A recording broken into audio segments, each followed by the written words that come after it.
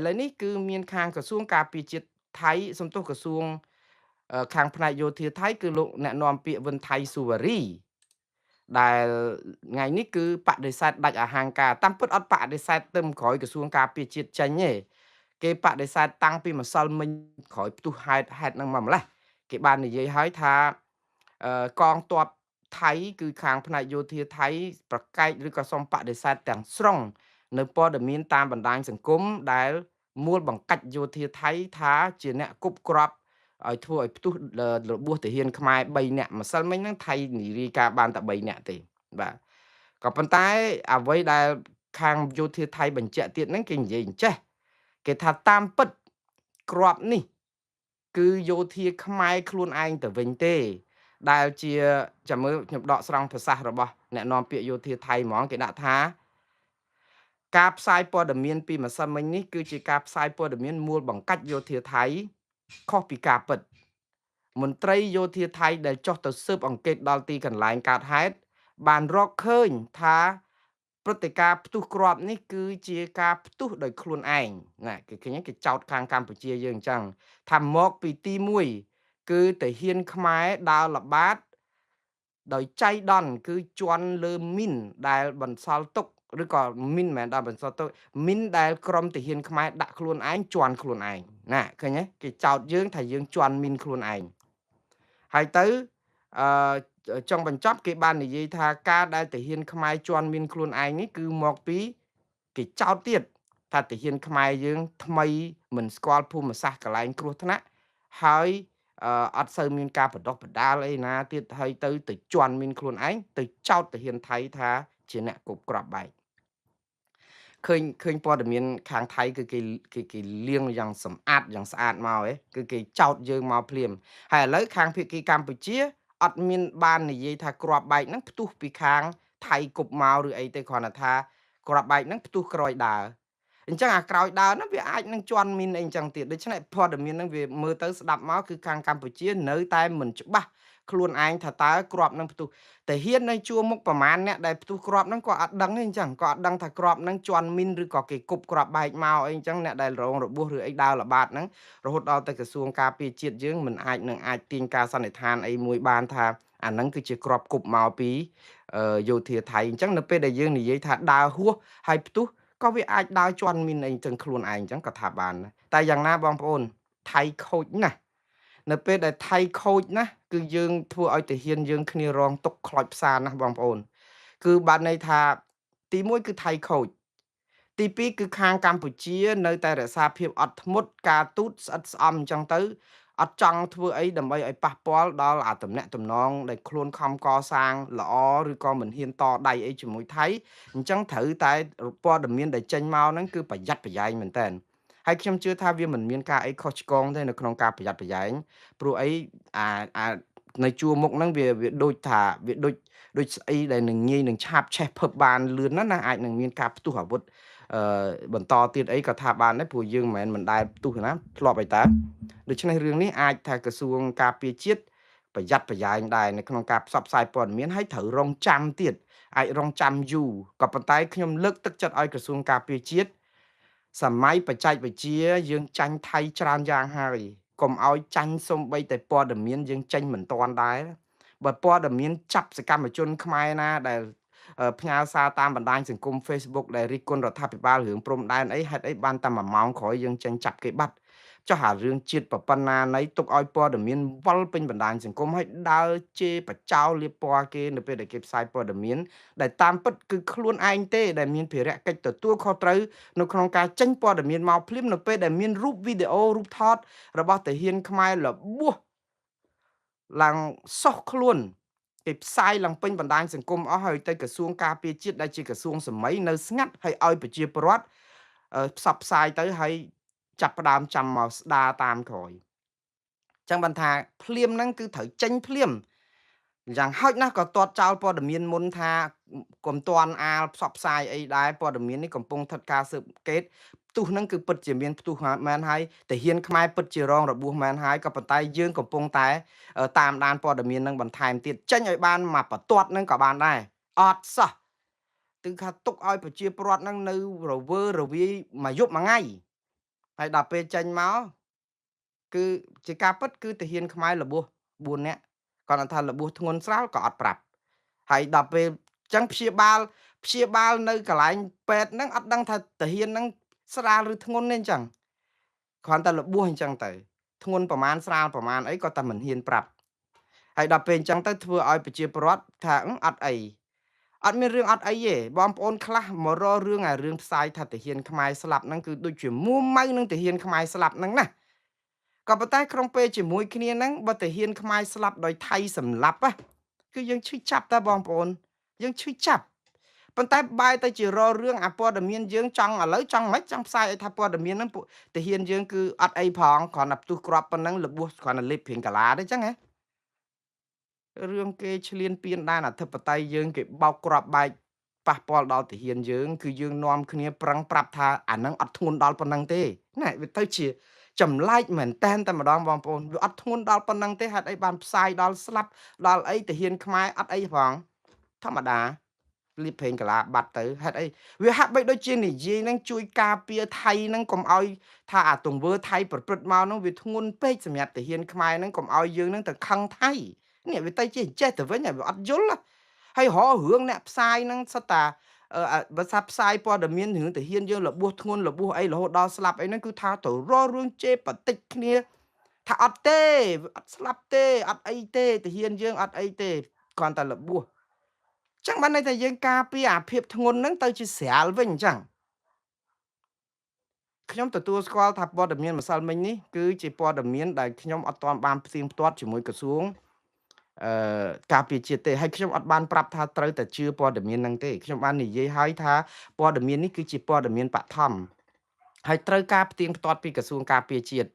ប៉ុន្តែដល់ពេលអ្នកដែលនៅមូលដ្ឋានគឺជួនកាលគាត់ឃើញរបួសធ្ងន់ធ្លុះលលាធ្លុះអីបែបនេះវាធ្វើឲ្យគាត់គិតថាអាចមិនរស់ទេព្រោះស្លាប់លែងដឹងខ្លួនលែងអីចឹងទៅដូច្នេះការសន្និដ្ឋានបឋមគឺជាព័ត៌មានដែលចេញទៅព្រឹត្តិការណ៍វាកើតឡើងយើងក៏មកជជែកគ្នារឿងតសៃកាទៀវនិងតសៃមីហើយដល់ពេលតាមពិតករណីសំខាន់គឺរឿងសាហាយស្មន់ដោយរឿងកំ pl ែងណារឿងនេះគឺជារឿងធ្ងន់ធ្ងរណាស់បងប្អូនខ្ញុំអរណាស់នៅពេលដែលទាហានខ្មែរមិនស្លាប់ក៏ប៉ុន្តែករណីនេះគឺវាធ្ងន់ហើយឥឡូវនេះក្រសួងការពារជាតិអត់ដឹងថាអឺរឿងនេះអ្នកណាគប់គ្រាប់បែកឬក៏មិនអីគ្រាន់តែដឹងថាវាកើតឡើងផ្ទុះអញ្ចឹងមកហើយឥឡូវថៃគេថាយើងដើរជន់មានខ្លួនឯងទៀតយើងតាមដានតទៅទៀតបងប្អូនអញ្ចឹងបានថាខ្ញុំនៅតែលើកទឹកចិត្តឲ្យក្រសួងព័ត៌មានក្រសួងការពារជាតិនិងអ្នកនាំពាក្យរដ្ឋាភិបាលកម្ពុជាអត់ដេកផ្សំដួលរមួលផ្សំក្រិចទេព័ត៌មានផ្ទុះក្ដុងគឺត្រូវផ្សាយភ្លាមតាមលទ្ធភាពដែលអាចធ្វើបានចង់កែព័ត៌មាននឹងទៅជាអីចង់ធ្វើអីក៏ដោយក៏ប៉ុន្តែត្រូវរាយការណ៍ព្រឹត្តិការណ៍នឹងឲ្យដឹងព្រោះអីរឿងចំនួនព្រំដែនតើឲ្យថៃគេជាអ្នកដែលដឹកមុខយើងផ្នែកសារព័ត៌មាននេះគឺយើងធ្វើឲ្យយើងចាញ់ប្រៀបគេទាំងវិស័យសារព័ត៌មានទៅទៀតអានេះហើយដែលខ្ញុំលើកទឹកចិត្តឲ្យធ្វើទៅហើយកុំឲ្យព័ត៌មានវាពល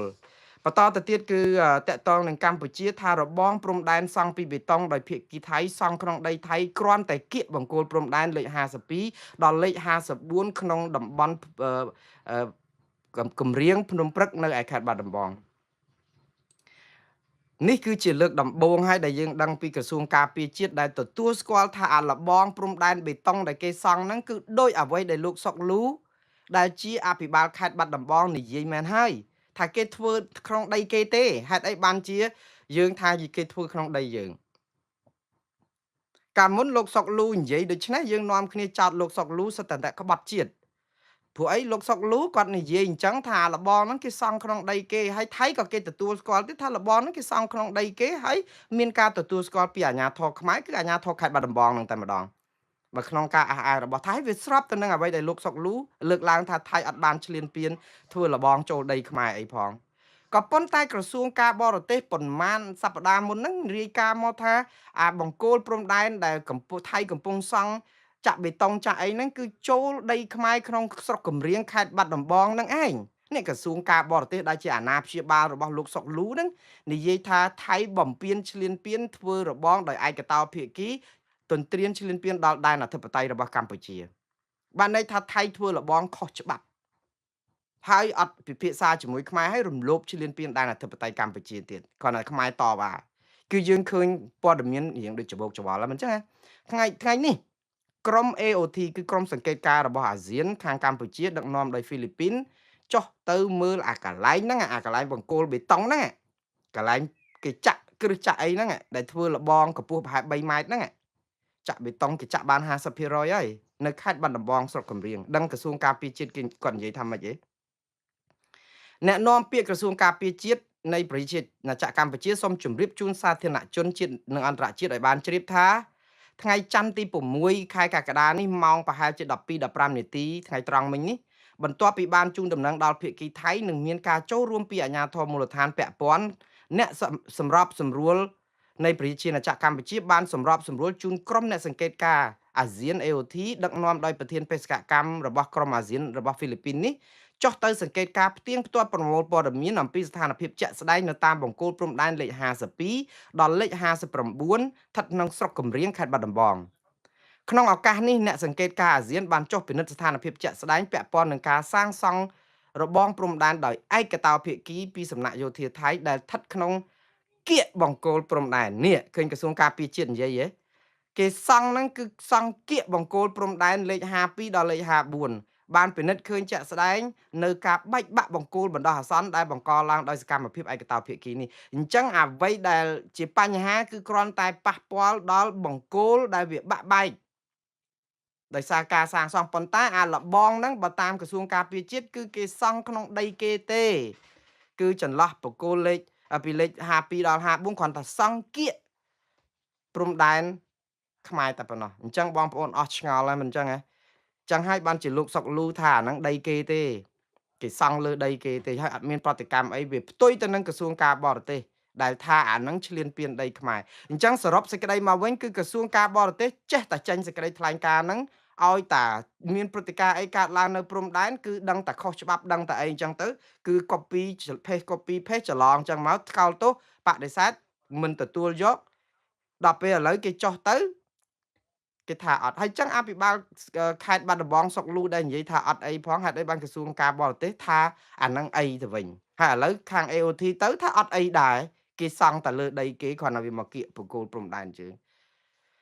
ជាឯកតោភាគីមែនហើយប៉ុន្តែបង្គោលព្រំដែនបងប្អូនវាមិនដែលណាសង់ដោយគ្មានការយល់ព្រមពីភាគីកម្ពុជាទេយើងប្រើពាក្យឯកតោភាគីប៉ុន្តែនៅក្នុងដីគេក៏ដោយក៏នៅតែខុសច្បាប់ដែរព្រោះអត់អាចសង់បង្គោលព្រំដីដែលអត់មានការទទួលដឹងឮពីភាគីពាក់ព័ន្ធទាំងអស់ដើម្បីយល់ស្របគ្នាទេជឹកសង់យ៉ាងម៉េចបាទឥឡូវក្រសួងការបរទេសកម្ពុជាឯណោះប្រាប់ទូតបរទេសថាតាំងតែពីរដ្ឋាភិបាលថៃបង្កើតថ្មីមិនឃើញថៃអនុវត្តតាមប្រកាសរួមថ្ងៃទី27ខែធ្នូឆ្នាំ2025ទេក៏ប៉ុន្តែហេតុអីក៏មិនប្តឹងថៃទៅតុលាការអន្តរជាតិខ្ញុំពងតែឆ្ងល់ក្រសួងការបរទេសកម្ពុជាកាលពីថ្ងៃទី3ខែមិថុនាសំទោសខែកក្កដាបានរៀបចំដឹកនាំគណៈគេហៅថាការផ្ដល់ព័ត៌មានជូនដំណឹងឬក៏រាយការណ៍ជូនអង្គទូតបរទេសនិងអង្គការអន្តរជាតិ42ស្ថាប័នដែលត្រូវបានអ្នកស្រីអ៊ិតសភាដែលជារដ្ឋមន្ត្រីស្ដីទីរបស់ក្រសួងការបរទេសហ្នឹងគឺទៅប្រាប់អង្គទូតនិងអង្គការអន្តរជាតិហ្នឹងអំពីសភាពការព្រំដែនដោយបានជម្រាបទៅមន្ត្រីទាំងអស់នេះថាតាំងពីថៃបង្កើតរដ្ឋាភិបាលថ្មីមកថៃអត់បានអនុវត្តឬក៏មិនបានបង្ហាញចេតនាឬឆន្ទៈនៅក្នុងការអនុវត្តតាមសេចក្តីប្រកាសរួមឬសេចក្តីថ្លែងការណ៍រួមថ្ងៃទី27ខែធ្នូឆ្នាំ2025ដែលចុះហត្ថលេខាដោយភាគីកម្ពុជានិងថៃដើម្បីបិទបញ្ចប់ការបាញ់គ្នាហើយរកដំណោះស្រាយរួមមួយតាក់ទងនឹងរឿងព្រំដែនទេកម្ពុជាអះអាងថាខ្លួននៅតែគោរពយ៉ាងម៉ឺងម៉ាត់ខ្ជាប់ខ្ជួនតាមកិច្ចព្រមព្រៀងឬក៏សេចក្តីថ្លែងការណ៍ប៉ុន្តែបងប្អូនមានចាំទេនៅពេលដែលអ្នកស្រីអ៊ិតសុភារដ្ឋមន្ត្រីស្ដីទីក្រសួងការបរទេសជម្រាបទៅអង្គទូតនេះមិនមែនលើកទី1ទេលើកមុនហ្នឹងក៏និយាយពីរឿងថៃឈ្លានពានប្រព្រឹត្តខុសអ្វីដែលជាបាត់ជប់បាញ់ហ្នឹងដែរ800លើកជាងហើយគឺនៅតែរាយការណ៍ជូនដំណឹងថ្កោលទោសបដិសេធអត់ប្តឹងអត់ខ្ចីប្តឹងថៃតែម្ដងតើយើងទុកឲ្យថៃធ្វើអីស្រេចចិត្តហើយនៅពេលដែលអត់ប្តឹងថៃហើយយើងចេះតែរាយការណ៍ថាយើងគោរពតែយើងហ្នឹងគ គោរពបាត់ឈប់បាញ់តែយើងដោយសារតែយើងអត់ហ៊ានតតាំងនឹងគេមិនមែនដោយសារតែយើងខ្លាំងតតាំងនឹងគេខ្មែរអត់ដែលខ្សោយចឹងទេបងប្អូនខ្មែរងើបមួយវាយមួយគឺវាយរៀបដូចកទេលចឹងប៉ុន្តែជាមួយថៃនេះគឺយើងថាយើងត្រូវតែអនុវត្តយើងត្រូវតែខំមាត់ឥឡូវផ្ទុះក៏ភ្លើងគេបាញ់គេជពាមផងគេបាញ់ស្អីក៏ដោយគេដាក់បលាលួអីគឺយើងនៅតែអត់ធ្មត់ឲ្យគេមកិលរហូតហើយទៅយើងនៅតែអត់ធ្មត់យើងនៅតែការទូតយើងនៅតែបដិសេធមិនទទួលស្គាល់តែយើងបាត់បង់អធិបតេយ្យសិទ្ធិការពារខ្លួនទៅទៀតអត់អាចការពារខ្លួនបានហើយទៅថៃធ្វើបានតាមអំពើចិត្តហើយឥឡូវផ្ទុះក្របក្ដុងទាហាន4នាក់របួសធ្ងន់3របួសស្រាល1អត់ដឹងថាតើរឿងអីទៀតឥឡូវថៃគេរួចខ្លួនទៀតព្រោះដោយសារថៃគេថាយើងជន់មីនខ្លួនឯងហើយរឿងនេះវាពិបាកណាស់បងប្អូនហើយយើងអត់ប្តឹងបើគេធ្វើខុសហេតុអីក៏យើងមិនប្តឹងឆ្ងល់ដែរបើអាថាធ្វើខុសមុនពេលមានកិច្ចព្រមព្រៀងបាត់ឈប់បាញ់មិនសូវអីទេព្រោះយើងបាត់ឈប់បាញ់ហើយស្រាប់តែគេអត់ធ្វើតាមមកយើងអត់ប្តឹងហើយយើងថ្កោលទោសគេតែយើងទៅសង្ឃឹមអីព្រោះរដ្ឋអធិបតេយ្យណាមួយនៅពេលដែលឈ្លានពានដែនអធិបតេយ្យគេវាយហើយគេការពារខ្លួនព្រោះសិទ្ធិការពារខ្លួនតែយើងជ្រើសរើសមិនការពារខ្លួនក៏ហីចោះព្រោះយើងអត់ចង់មានសង្គ្រាមវាមិនអីទេប៉ុន្តែវាចម្លែកមែនតើចម្លែករឿងសិទ្ធិការពារខ្លួនយើងការពារអត់បានឥឡូវឲ្យទាហានយើងរងគ្រោះរាល់ថ្ងៃហើយឥឡូវអត់ប្តឹងគេអត់មកធ្វើអីជួយយើងដើម្បីក្នុងការគោរពតើយើងចាំអីគេឲ្យប្រកាសខ្ញុំពងតែឆ្ងល់ហេតុអីក៏មិនប្តឹងថៃទៅតុលាការព្រហ្មទណ្ឌអន្តរជាតិនិងយុត្តិធម៌អន្តរជាតិឥឡូវខ្ញុំថាព្រហ្មទណ្ឌហ្នឹងមិនបាច់ទេតុលារដ្ឋាភិបាលក្រៅប្រទេសនឹងគេប្តឹងហើយបានលោកមូនពេជ្រអីហ្នឹងបានជួយប្តឹងហើយចឹងអរគុណពួកគាត់ទៅកុំមកទាញកុំមកជេរពួកគាត់កុំមកបន្ទុចផ្អាក់ជួយផ្ដល់ភស្តុតាងឲ្យក្រុមគេដែលគេយកទៅដាក់ឲ្យអัยការតុលាការព្រហ្មទណ្ឌអន្តរជាតិនៅថ្ងៃទីនៅចុងខែសីហាក្រោយនឹងទៅជាអង្គើប៉ុនណាយបើសិនជាអត់ព្រមដាក់តែមានភស្តុតាងយកទៅឲ្យពួកគាត់ទៅវាអាចជួយបានច្រើនដែរមិនអញ្ចឹងហ៎អញ្ចឹងខ្ញុំលើកទឹកចិត្តឲ្យធ្វើដូច្នេះទៅក៏ប៉ុន្តែឥឡូវនេះគឺគាត់អត់ដាក់ប្តឹងឲ្យគាត់មកឲ្យមានឃោសនាគាត់ហ្នឹងមករករឿងហើយមកជួយប្រាប់ប្រជាពលរដ្ឋឲ្យខុសព័ត៌មានគ្រប់បែបយ៉ាងរឿងប្តឹងទៅតុលាការព្រហ្មទណ្ឌអន្តរជាតិនឹងអត់បានអ្នកខ្លះហ្នឹងគឺមិនដឹងជាស្អីគេទេប៉ាត់ណាប៉ាត់ណីខ្ញុំឈប់បញ្យល់ហើយបងប្អូនតាក់ទងនឹងរឿងសាលាក្តីព្រហ្មទណ្ឌអន្តរជាតិ ICC នេះខ្ញុំប្រាប់ថាអ្នកណាប្តឹងបានគឺប្តឹងបានគ្រប់គ្នាច្បាប់មិនមែនជាការនិយាយពីការរនឹករបស់មួងណារ៉េតទេមាត្រា13មាត្រា15នៃលក្ខន្តិកៈក្រុងរ៉ូមអស់លោកដែលវិភាគជាបណ្ឌិតជាអីជាអមីអថោងឬក៏អ្នករកលុយ MMO អីហ្នឹងបើចង់អប់រំប្រជាពលរដ្ឋសូមលោកអប់រំឲ្យស្មោះត្រង់ហើយចូលទៅមើលច្បាប់ហ្នឹងមាត្រាហ្នឹងយកមកបញ្យលប្រាប់ប្រជាពលរដ្ឋទៅជាជាងការរវើរវាយដើម្បីការពាររដ្ឋាភិបាលខុសរឿងដែលប្រជាពលរដ្ឋពេលខ្លះគាត់មួម៉ៅដែរថាហេតុអីបានជាមកនាំគ្នាបកស្រាយថាយើងប្តឹងថៃអត់បានមិនចង់ការពារថៃបើយើងប្តឹងអត់បានគឺយើងទប់ប្រាប់ថាយើងប្តឹងអត់បានទេតែប្តឹងទៅថៃចាញ់យើងហ្នឹងយើងស្រឡាញ់ថៃតាមិនស្រឡាញ់ខ្មែរទេឥឡូវបន្តទៅទៀតក្រសួងការពារជាតិថ្ងៃនេះអឺបានបញ្ជាក់ព័ត៌មានថាខ្លួនកំពុងតែស៊ើបអង្កេតករណីផ្ទុះគ្រាប់ដែលគ្រោះថ្នាក់ដល់ទាហានខ្មែរ4នាក់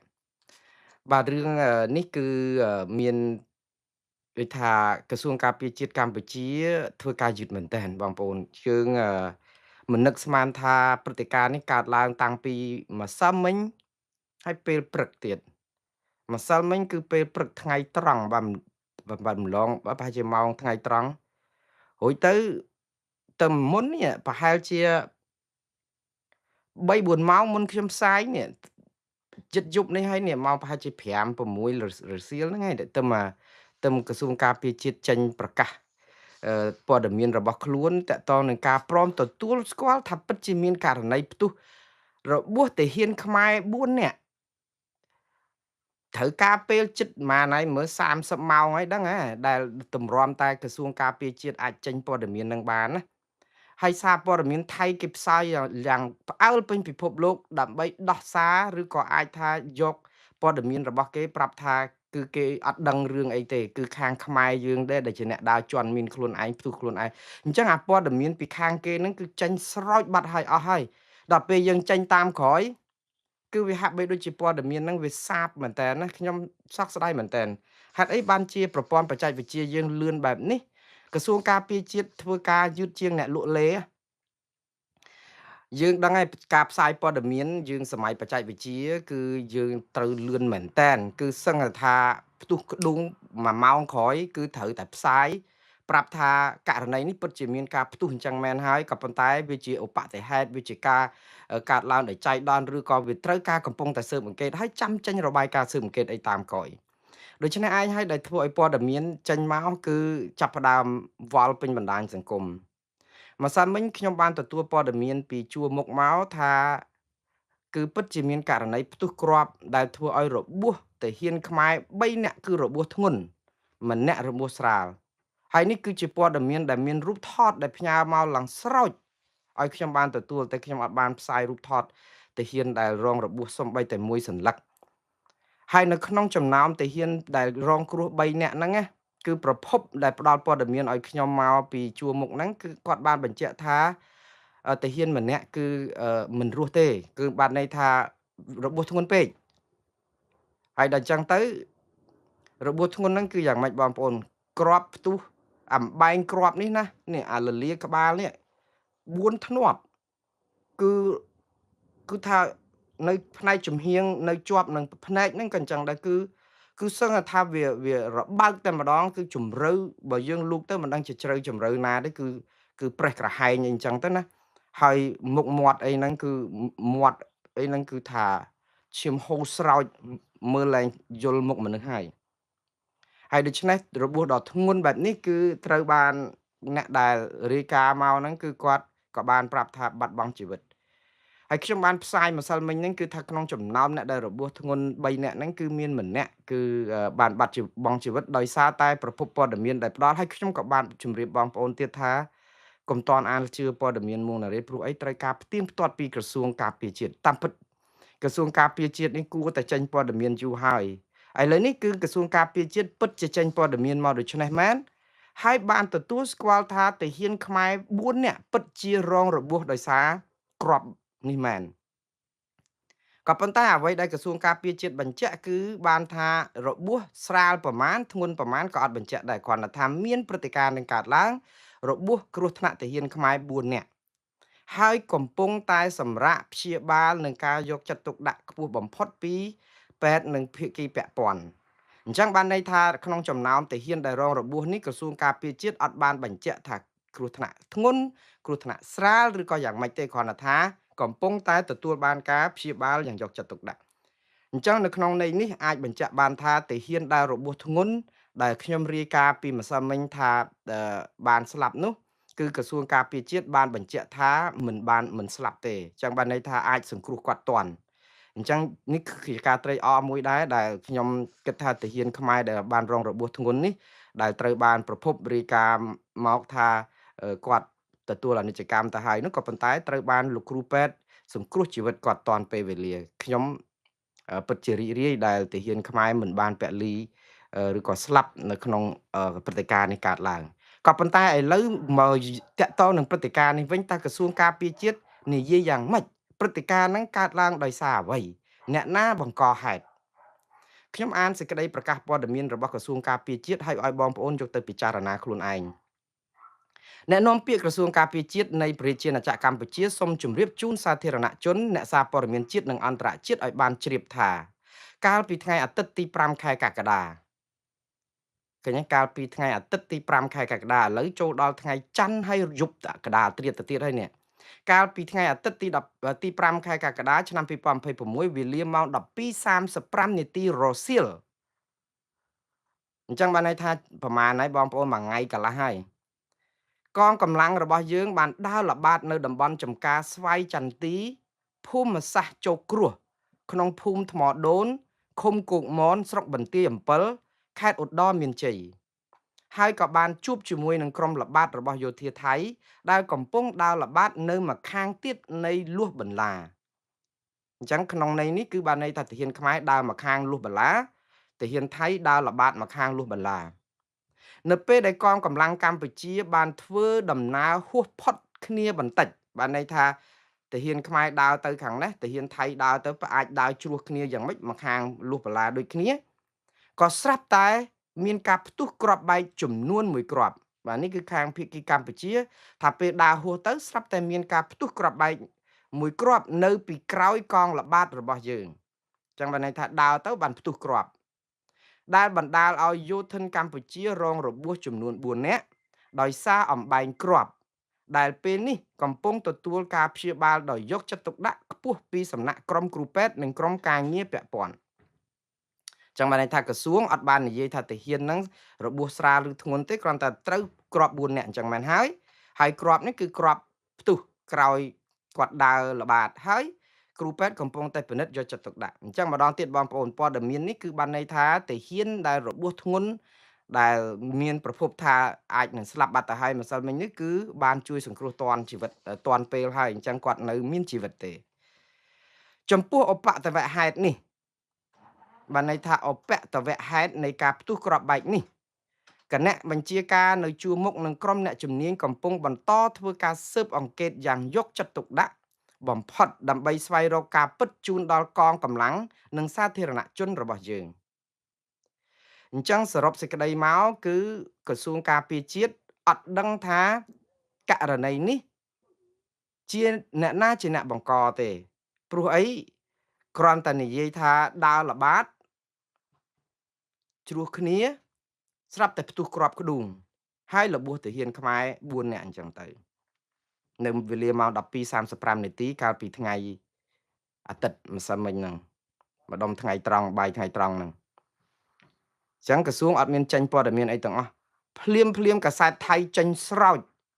មិនបាន3ម៉ោងទេកាសែតថៃចេញមកស្រោចពីម្សិលមិញហ្នឹងគឺម៉ោងត្រឹម12កន្លះប្រហែលជាម៉ោង3ម៉ោង4ហ្នឹងគឺកាសែតថៃចាប់ផ្ដើមចេញដោយសារអីកាសែតថៃចេញមិនមែនតបមកក្រសួងការពារជាតិខ្មែរទេកាសែតថៃចេញគឺតបទៅនឹងព័ត៌មានដែលបង្ហោះតាមបណ្ដាញសង្គមដែលថាថៃជាអ្នកគប់គ្រាប់បែកនេះអារឿងនេះហើយដែលធ្វើឲ្យព័ត៌មាននេះគឺថាវាពុលពេញណាពេញណីដោយសារតែយើងយឺតឥឡូវនេះក្រសួងចេញមកទៅហើយក៏អត់ដឹងថាអ្នកណាបង្កហេតុដែរព្រោះអីគឺបើតែហ៊ាននៅព្រំដែនតែម្ដងដែលផ្ដល់ប្រភពឲ្យខ្ញុំហ្នឹងគឺខ្សឹបមកថាថៃទេលួចគប់គ្រាប់បែកចូលទាហានយើងកំពុងដើរល្បាតហ្នឹងគឺថៃចង្រៃគប់គ្រាប់បែកមកលើទាហានយើងក៏ប៉ុន្តែដោយសារក្រសួងការពារជាតិប្រហែល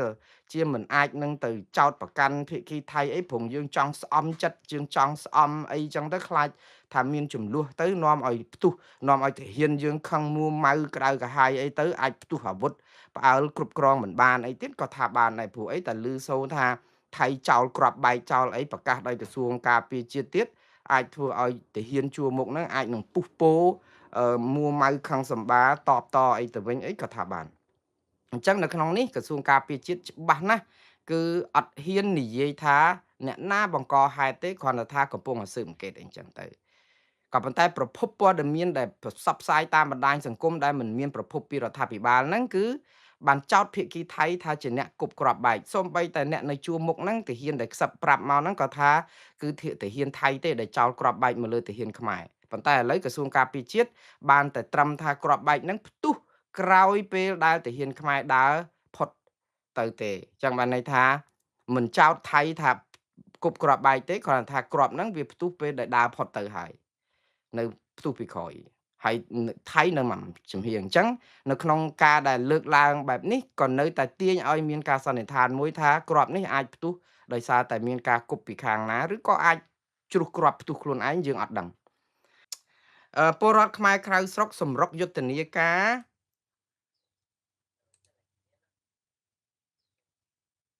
ចេញញត្តិថ្កោលទោសមេដឹកនាំខ្មែរដែលធ្វើឲ្យបាត់ដីទៅថៃ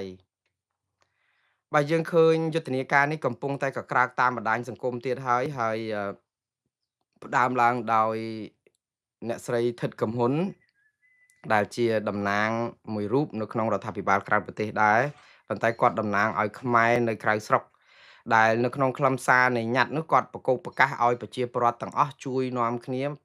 ចុះហត្ថលេខាឬគាំទ្រផងញត្តិហ្នឹងគឺថ្កោលទោសអឺរដ្ឋាភិបាលដឹកនាំដោយត្រកូលហ៊ុនដែល អះអាងនៅក្នុងញត្តិនោះថាបានធ្វើឲ្យកម្ពុជាបាត់ដីខូចខាតសេដ្ឋកិច្ចនិងកិត្តិយសជាតិដោយសារតែខុបខិតជាមួយក្រុមអក្រិតជនអនឡាញអីចឹងឆបោកនៅក្នុងញត្តិនោះបន្តថាយើងខ្ញុំប្រជាពលរដ្ឋខ្មែរនិងជាម្ចាស់ពិតប្រាកដនៃប្រទេសកម្ពុជាសូមប្រកាសថ្កោលទោសយ៉ាងដាច់អហង្ការចំពោះរដ្ឋាភិបាលក្រុងភ្នំពេញដែលដឹកនាំដោយគ្រួសារត្រកូលហ៊ុនដែលបាននឹងកំពុងរុញច្រានប្រទេសជាតិឲ្យធ្លាក់ចូលក្នុងគ្រោះមហន្តរាយនិងសេចក្តីវិនិច្ឆ័យដ៏ធ្ងន់ធ្ងរយើងខ្ញុំសូមទាមទារនិងថ្កោលទោសលើចំណុចសំខាន់ៗដូចខាងក្រោមទី1ការបាត់បង់អធិបតេយ្យនិងទឹកដីជាតិរដ្ឋាភិបាលបានបណ្តែតបណ្តោយឲ្យកងកម្លាំងបរទេសគឺថៃឈ្លានពានកាន់កាប់ទឹកដីនិងប្រាសាទបុរាណខ្មែរយ៉ាងតិច70ទីតាំងនៅតំបន់ព្រំដែនជំនួសឲ្យការការពារទឹកដីមេដឹកនាំរបបនេះបែរជាប្រើអំណាចកម្ចាត់និងបង្ក្រាបយ៉ាងចាស់ដៃលើពលរដ្ឋណាដែលចេញមុខឈឺឆ្អាលការពារព្រំដែនជាតិទៅវិញទី2ការប្រែក្លាយរដ្ឋទៅជាបណ្ដាញអក្រិតជនឆបោកអនឡាញគ្រួសារហ៊ុននិងមន្ត្រីក្រាក់ៗដែលមានអំណាចបានក្លាយជាមេខ្លោងការពារអក្រិតកម្មឆបោកអនឡាញអន្តរជាតិដើម្បីប្រមូលយកលុយរក្សាអំណាចបកនិងគ្រួសារទង្វើនេះបានបំផ្លាញកិត្តិយសរបស់ជាតិយើងលើឆាកអន្តរជាតិធ្វើឲ្យរងការគំរាមកំហែងដោយទណ្ឌកម្មសេដ្ឋកិច្ចនិងផ្ដាល់លេសឲ្យបរទេសឬក៏ប្រទេសជិតខាងឈ្លានពានយើងទី3ការរុញច្រានឲ្យប្រជាពលរដ្ឋធ្លាក់ក្នុងភាពក្រីក្រនិងបំណុលវ័នកអំពើពុករលួយជាប្រព័ន្ធនឹងការដឹកនាំបែបគ្រួសារនិយមបានបំផ្លាញសេដ្ឋកិច្ចជាតិនិងធ្វើឲ្យពលរដ្ឋបាត់បង់ការងារនិងបង្ខំចិត្តធ្វើចំណាកស្រុកធ្ងន់ធ្ងរជាងនេះទៅទៀតរដ្ឋាភិបាលបានបណ្តែតបណ្តោយឲ្យមានក្រុមហ៊ុនឆបោកក្នុងស្រុកដែលមានខ្នងបង្អែកជាមន្ត្រីជាន់ខ្ពស់ធ្វើការបោកប្រាស់រាសដោយចំហជាក់ស្ដែងក្រុមហ៊ុនលេងចនាបានបោកប្រាស់ប្រជាពលរដ្ឋជាង 10,000 នាក់អស់ប្រាក់ជាង$300 លាននិងគ្រឹះស្ថាន Hui One Pay បានបោកប្រាស់ប្រជាពលរដ្ឋឯង 10,000 នាក់អស់ប្រាក់ជាងសំទោសបានស៊ីដាច់ប្រាក់អតិថិជនរាប់រយលាន$បន្ថែមទៀតដែលធ្វើឲ្យពលរដ្ឋរាប់ម៉ឺនគ្រួសារធ្លាក់ក្នុងបំណុលវ័នកទាល់ច្រកយើងខ្ញុំជាប្រជាពលរដ្ឋខ្មែរសូមទាមទារឲ្យបញ្ឈប់ជាបន្ទាន់នៅការបំផ្លាញជាតិការកេងប្រវ័ញ្ចនិងការធ្វើទុកបុកម្នេញលើប្រជាពលរដ្ឋខ្លួនចាប់ពីពេលនេះតទៅហើយទៅក៏បានបង្ហោះសារនេះតាម Google document អីឲ្យបងប្អូនចុះហត្ថលេខាបងប្អូនចូលទៅមើល Facebook របស់លោកអ្នកស្រីថិតខុមហ៊ុនទៅដើម្បីដឹងព័ត៌មានហើយបើមានឱកាសខ្ញុំនឹងសម្ភាសគាត់ដើម្បីដឹងរឿងបន្ថែមទៀតបាទបន្តទៅទៀតតកតងនឹងមន្ត្រីរ៉ែប្រមានពលរដ្ឋខ្មែរដែលប្រើអំពើហិង្សាលើក្រុមសឡង់បូមខ្សាច់បាទថ្ងៃនេះគឺអាជ្ញាធររ៉ែគឺព្រួតគ្នាតែម្ដងមកនិយាយប្រាប់ថាទទួលយកអត់បានប្រជាពលរដ្ឋចោលដុំថ្មលើសឡង់បូមខ្សាច់ហ្នឹងណាបងប្អូនដឹងហើយសឡង់បូមខ្សាច់នេះគឺបូមនៅឯក្បែរស្ពានអ្នកលឿងនៅឯភូមិសាស្ត្រទឹកដីភូមិថ្មីនៃនៅព្រៃវែងនៅដែលពួកគាត់ឃើញទៅយកដុំថ្មចោលលើក្រុមអ្នកបូមខ្សាច់ហ្នឹងឥឡូវនេះអាជ្ញាធរគេបានចេញមកថាមិនអាចទទួលយកបានសោះអំពើហិង្សាបែបនេះហើយប្រមានចាត់ការទៅទៀតថ្ងៃសន្និសីទសារព័ត៌មានដែលរៀបចំដោយមន្ត្រីក្រសួងរ៉ែនិងធម្មពលនេះគឺមានលោកអឹងអៀងរដ្ឋលេខាធិការក្រសួងរ៉ែហើយនឹងមានលោកអឹងឌីប៉ូឡាអគ្គនាយកនៃអគ្គនាយកដ្ឋានធនធានរ៉ែនិងធម្មពលដោយបានដាក់ចេញវិធានការចំនួន5ចំណុចដែលដើម្បីដោះស្រាយបញ្ហានេះគឺបានន័យថាមានចាត់ការអ្នកដែលប្រើអំពើហិង្សាហើយបានបកស្រាយប្រាប់ថារឿងបូមខ្សាច់បូមអីនេះវាមិនមែនជាមូលហេតុនៃការបាក់ច្រាំងទេគាត់និយាយថាការបាក់ច្រាំងហ្នឹងគឺបាក់ដោយធម្មជាតិបាក់ដោយកតាអីច្រើនណា 4-5 មុខហើយថាប្រជាពលរដ្ឋហ្នឹងទៅនាំគ្នាចោលដុំថ្មហ្នឹងគឺទៅចោលលើក្រុមហ៊ុនបូមខ្សាច់ដែលមានអាជ្ញាប័ណ្ណស្របច្បាប់ដែលគេឲ្យបូម4ឆ្នាំហើយអីចឹងទៅថាប្រជាពលរដ្ឋហ្នឹងគឺអាចនឹងមកពីរដូវហ្នឹងជារដូវនេសាទចឹងគាត់ថាមកពីសាឡង់ហ្នឹងអាចទៅកន្លែងនេសាទគាត់អីចឹងប៉ុន្តែប្រជាពលរដ្ឋដែលទៅចោលថ្មហ្នឹងគាត់ថាបាក់ច្រាំងគាត់អស់បាក់ផ្ទះប្រជាពលរដ្ឋធ្លាក់ចូលក្នុងទឹកក្នុងអីដែលអាការបូមខ្សាច់ហ្នឹងគឺជាដំបៅដួងចិត្តនៃប្រជាពលរដ្ឋរាប់សិបឆ្នាំហើយរាប់ឆ្នាំហើយប៉ុន្តែអាជ្ញាធរដូចជាលោកតំណាងឲ្យនេះហ្នឹងគាត់ថាបូមខ្សាច់ហ្នឹងលោកអគ្គនាយកនៃអគ្គនាយកដ្ឋានធនធានរ៉ែនិងធម្មពលកាលពីលើកមុននោះគាត់និយាយចេះលោកអឹងឌីប៉ូឡាហ្នឹងគាត់ថាតាមពិតការបូមខ្សាច់ហ្នឹងគឺជួយកុំឲ្យបាក់ច្រាំងទៅវិញទេបាទគាត់បកស្រាយមួយបែបដោយប្រហើអីអញ្ចឹងទៅវាអាចដែរថាធម្មជាតិដែលគាត់បញ្យល់មកហ្នឹងប្រហែលជាដីហ្នឹងវាចាល់នៅកន្លែងណាខ្លាំងអញ្ចឹងទៅកាយអាហ្នឹងទៅឲ្យវាហូរទៅកុំឲ្យដីចាល់ទៅមកជាហៀងទៀតទៅ ក៏ទៅបុកច្រាំងនឹងអីយ៉ាងម៉េចប៉ុន្តែជាធម្មជាតិអាបាក់ច្រាំងហ្នឹងគឺដោយសារការបូមខ្សាច់នឹងឯងថាធម្មតាច្រាំងវាជាគ្រាប់ខ្សាច់តែពេលយើងខួងអាក្រោមនឹងអស់ទៅអាដីហ្នឹងវាត្រូវតែធ្លាក់មកដើម្បីបំពេញអាកន្លែងបាត់ខ្សាច់ហ្នឹងចាំបាច់ទៅបញ្យលអីវែងឆ្ងាយយ៉ាងនេះខ្ញុំកំពុងតែឆ្ងល់អឺបាទឥឡូវនេះលោកអូតឡាទីនឯណោះវិញដែលជាអ្នកស្រាវជ្រាវបទល្មើសព្រៃឈើនិងជាមន្ត្រីសម្របសម្រួលគម្រោងនៃសមាគមបណ្ដាញយុវជនកម្ពុជា CYN គាត់និយាយចេះខ្លីថាពលរដ្ឋយ៉ាងណាទៅសំខាន់លោកមន្ត្រីលុយសុតគាត់ថាចេះសំណាងហើយដែលបាក់ច្រាំងទលេមិនប៉ះចំផ្ទះអស់លោកមន្ត្រីវ័យក្មេងប៉កែខាងដោះសារទាំងអស់នោះមិនយកចិត្តពលរដ្ឋទេតែប៉កែតែខាងដោះសារឆ្លើយយករួចខ្លួនចោតប្រជាពលរដ្ឋដល់តែពេលបោះឆ្នោតទើបនាំគ្នាខំចុះយកចិត្តពលរដ្ឋមន្ត្រីចឹងអីវិញដាក់ពី3កញ្ញរាប់មួយទើបសមលោកអូតលោកអូតឡាទីនលើសឲ្យលោកទៅរកកញ្ញអីមន្ត្រីចាំមើលតែគេអានសារនៅ Facebook របស់លោកឡាទីននឹងសួរទៅរករឿងគាត់ទៀតកុំទៅរករឿងគាត់គ្រាន់តែគាត់និយាយពេលខ្លះវាពិតវាពាក្យពេចន៍រែងស្លែងទេអស់លោកដោះស្រាយជូនប្រជាពលរដ្ឋទៅឲ្យមុខក្រាស់តិចទៅមន្ត្រីរាជការស៊ីលុយរដ្ឋទេស៊ីលុយប្រជាពលរដ្ឋទេបំរើរាជចឹងរាជស្ដីឲ្យថាអីខ្លះមុខក្រាស់តែមិនភ្នែកចូលទៅជួយទៅឲ្យកុំដោះសារការពីយើងនិយាយតែដោះស្រាយហើយនិយាយការពិតទៅបាទចុងក្រោយបងប្អូនគឺព័ត៌មានអន្តរជាតិឯនេះទៅវិញគឺមានមនុស្សរាប់ម៉ឺននាក់ចេញដង្ហែសពមេដឹកនាំអ៊ីរ៉ង់ក៏ប៉ុន្តែបាត់វត្តមានរបស់មេដឹកនាំថ្មីរបស់អ៊ីរ៉ង់ដែលជាកូនប្រុសបង្កើតរបស់សពបាទនេះគឺយើងដឹងហើយគឺមេដឹកនាំអ៊ីរ៉ង់ឈ្មោះលោកខាមេណេបាទអាលីខាមេណេនេះត្រូវអាមេរិកទម្លាក់គ្រាប់ស្លាប់អស់ច្រើនគ្នាណាហើយសូម្បីតែលោកកូនប្រុសបង្កើតរបស់លោកអាមេណេនេះគឺដែលគេជើតាំងថ្មីនោះរងរបួសសោះខ្លួនព្យាបាលរាប់ខែឥឡូវនេះឮថាគ្រាន់បើមកហើយឥឡូវគេលើកឲ្យធ្វើមេថ្មីអីមកហ្នឹងអត់ហ៊ានចូលរួមបុណ្យសពនេះទៀតព្រោះខ្លាចអាមេរិកទម្លាក់គ្រាប់ទៀតអញ្ចឹងបានជាបុណ្យសពដែលប្រព្រឹត្តទៅនេះគឺប្រព្រឹត្តទៅយ៉ាងអធឹកនៅឯប្រទេសអ៊ីរ៉ង់ដើម្បីគោរពវិញ្ញាណក្ខន្ធរបស់មេដឹកនាំផ្ដាច់ការរបស់ខ្លួនហ្នឹងហើយលោកត្រាំគាត់ថាគាត់ទុកពេលឲ្យអ៊ីរ៉ង់មួយអាទិត្យដើម្បីកាន់ទុកព្រោះអីការចរចានេះគឺតាមពិតកំពុងត្រូវចរចាបញ្ចប់សង្គ្រាមនៅអ៊ីរ៉ង់នឹងហើយក៏ប៉ុន្តែដោយសារតែរឿងបុណ្យសពនេះគឺមេដឹកនាំប្រាប់ថាมันអាចចរចាបានឡើយរវល់ហើយតាមពិតបុណ្យសពហ្នឹងគឺគាត់គ្រាន់ប្រពទេគាត់ធ្វើស្លាប់តាំងថ្ងៃ20ជាងខែកុម្ភៈឯណោះ4ខែមុនណា